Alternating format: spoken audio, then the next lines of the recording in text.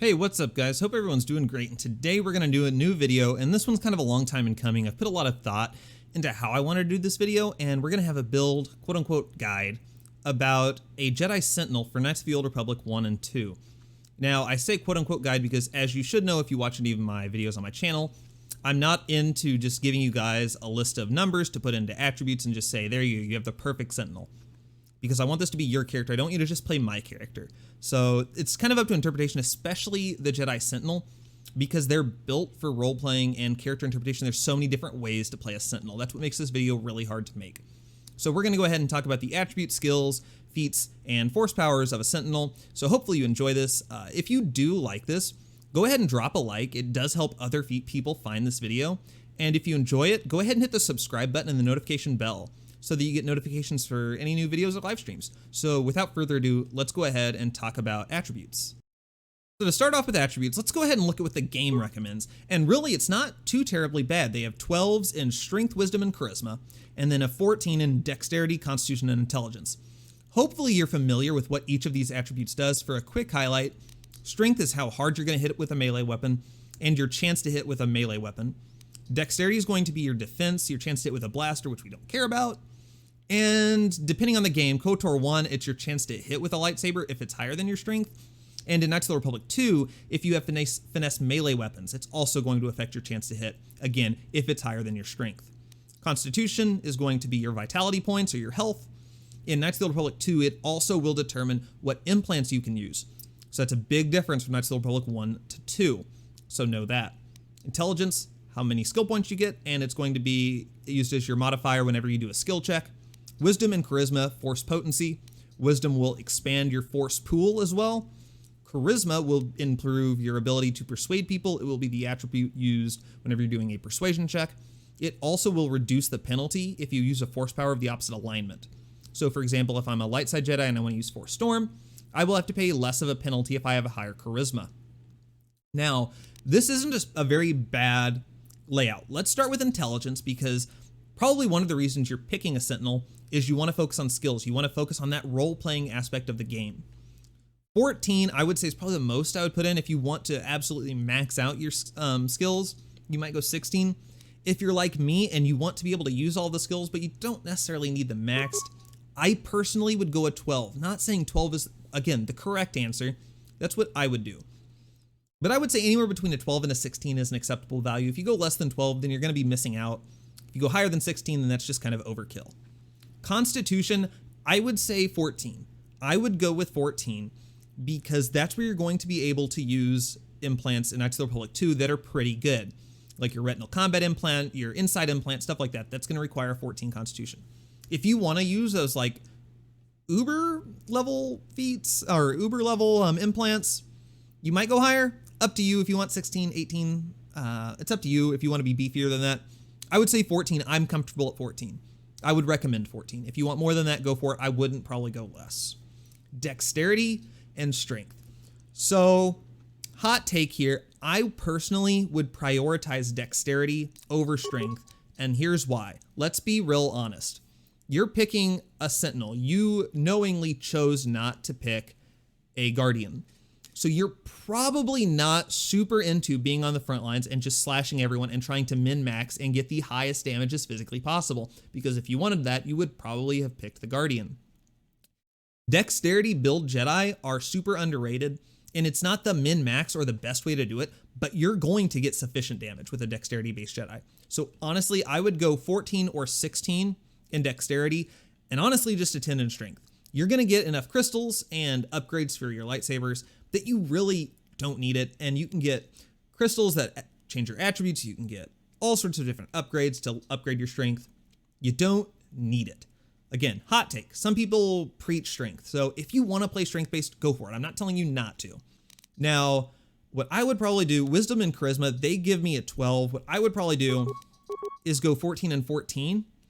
Again, taking away those points from strength. Otherwise, maybe take away 2 from Charisma and put them into Dexterity if you want to, or I guess 2 away from both of those and put it into Dexterity. Kind of up to you if you want to be focused on melee or if you want to be a little bit more balanced. You could do something like that.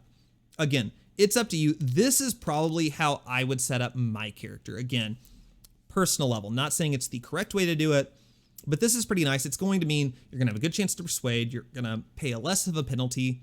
You're going to have a pretty decent sized force point pool.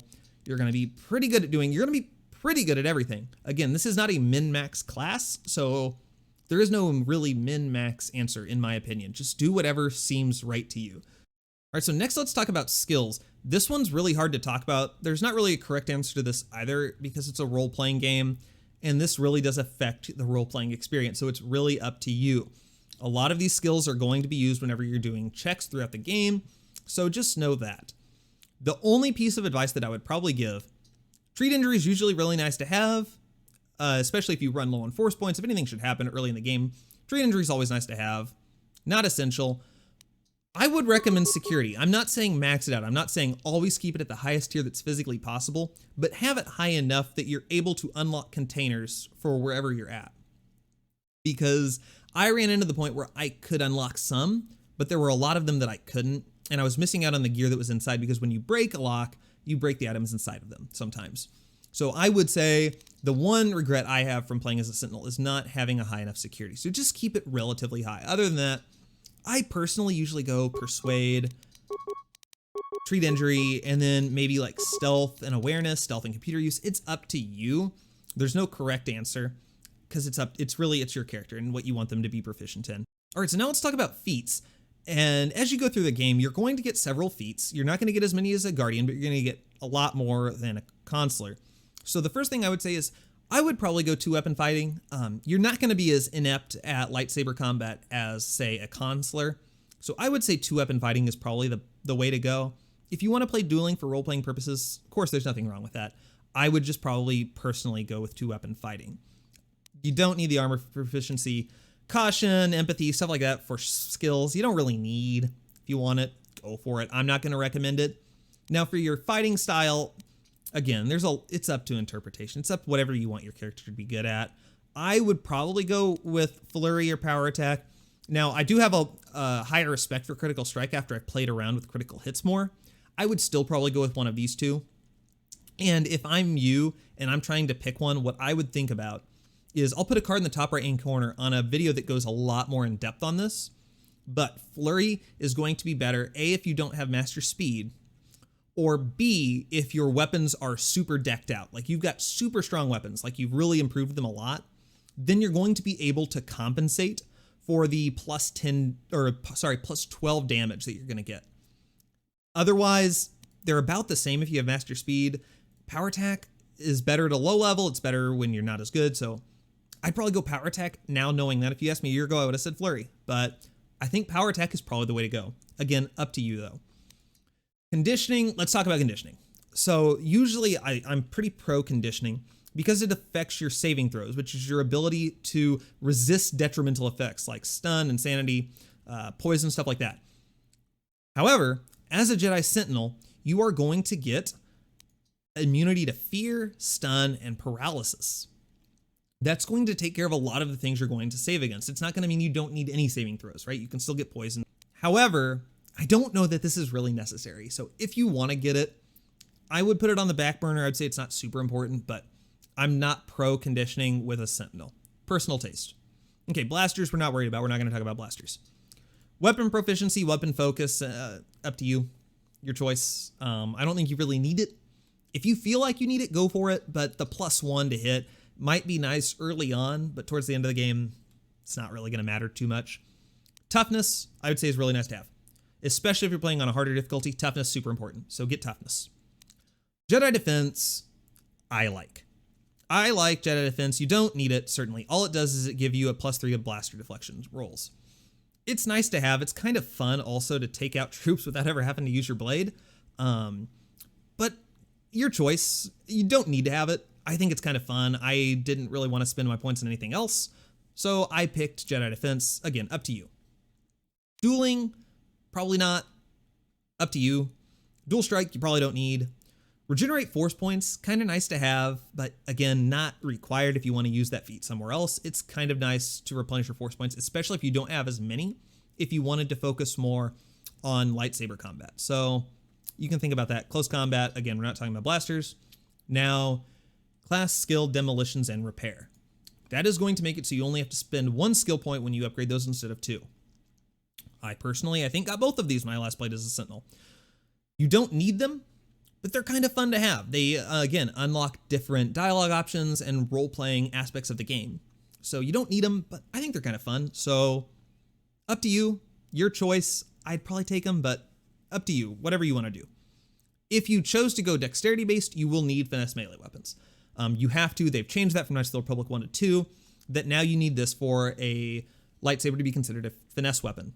Now, one thing I want to mention, and I preach this all the time, and hopefully you've heard this by now, do not get finesse lightsabers. Why? Because finesse melee weapons affects both melee weapons and lightsabers. Finesse lightsabers is completely useless. Please don't get it. Okay, I'll get off my soapbox. All right, so now I've loaded up my personal Jedi Sentinel, so you're going to see a lot of how I made the character, and let's talk about force powers. On a personal level, I don't think you need Master Heal. It's nice to have for sure, but I think Kreia or someone else in your party can probably take care of that for you. If you want it, go for it. I didn't feel the need for it, so that choice is really yours.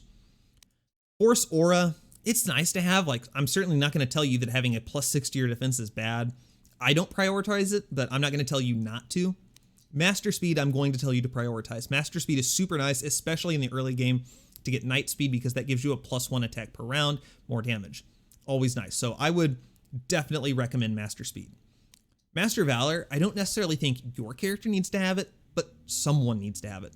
It affects your entire group, so as long as someone in your group knows it, it will help your entire group. It makes you immune to poison, and it's going to increase all your physical attributes by 5.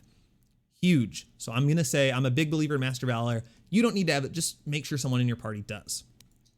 Force Immunity. Huge. Huge, okay?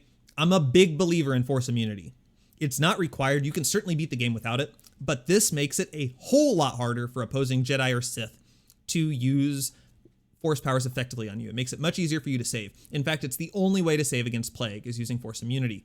So, like I said, not important. You're going to not have to save against, like I said, Insanity and stuff like that, but Force Immunity, nice to have.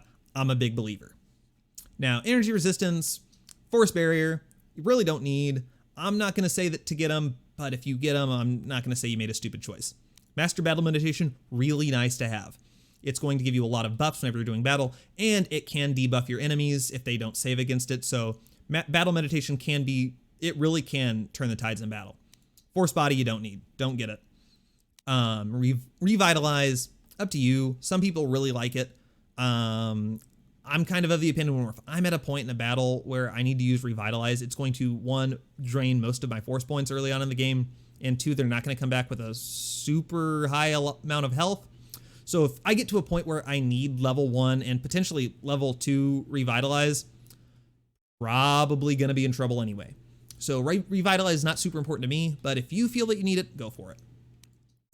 Affect Mind. Now this one, for role-playing purposes, is a lot of fun. I'm definitely not like telling you not to get it because I don't have it. It's just that I had a really high persuasion and charisma, so I didn't feel the need to have Affect Mind, but that doesn't mean I don't recommend it. I would encourage you guys to get it, in fact, because it's a lot of fun to have. So it opens up a lot of role-playing possibilities.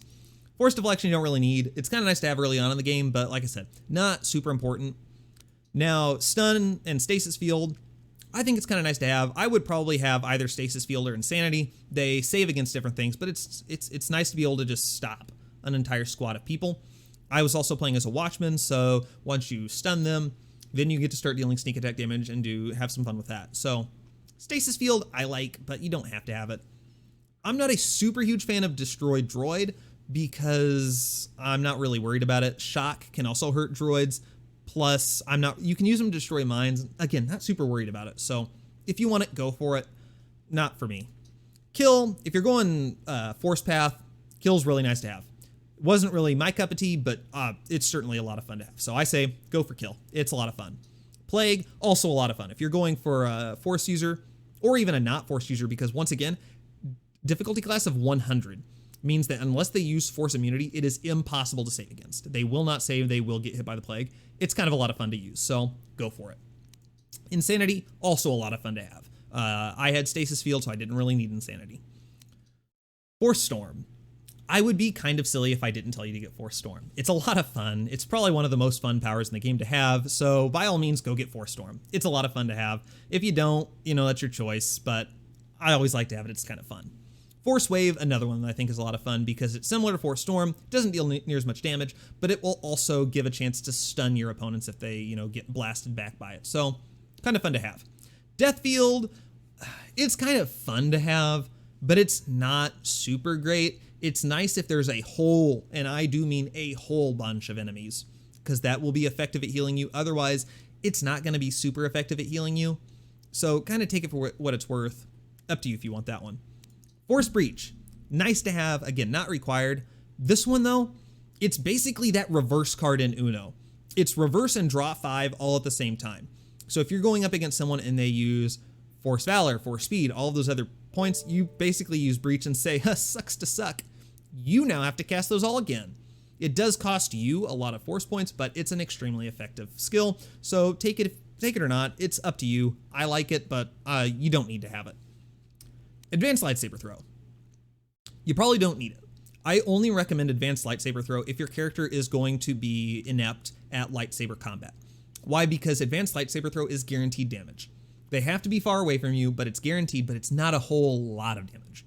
It will be more later on in the game, but so if you're having trouble landing hits, go for it. Otherwise, you don't need it. I really only recommend it for consulars. Force Drain, up to you. Not my cup of tea, but if you want to drain some force, go for it. And then Force Scream, I don't get it. It doesn't deal an insane amount of damage, but it can cripple an opponent if they don't save against it because it's going to reduce all of their attributes by 6. That's a lot. All right, that's going to do it for us, guys. So I hope you found this helpful. Hopefully you got some ideas on how to create your character. Once again, this isn't supposed to be an end-all be-all. This is the correct way to be a Jedi Sentinel. Hopefully it just gave you some ideas or maybe some inspiration for your next build. But if you did enjoy this video, again, drop a like, subscribe, notification bell, all that fun stuff. Let everyone else know in the comments, how do you build your Sentinel? Like I said, this is a super open to interpretation character. There's no correct way, so make sure to share your build with everyone else in the comments. And that's all I got for you. So hopefully you found this helpful, and we'll talk to you guys in a new video. Have a good one.